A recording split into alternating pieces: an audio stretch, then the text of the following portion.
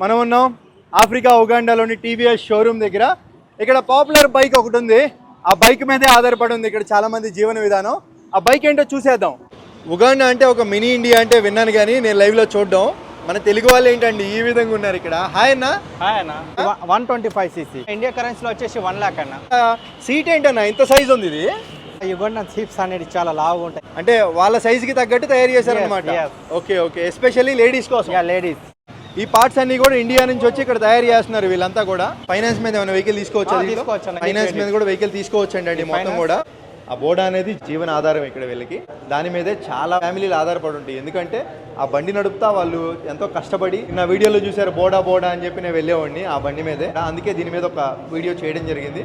మీకు వీడియో నచ్చితే కనుక ఒక లైక్ చేయండి, మన వాళ్ళకి షేర్ చేయండి. ఉంటాను. Bye bye.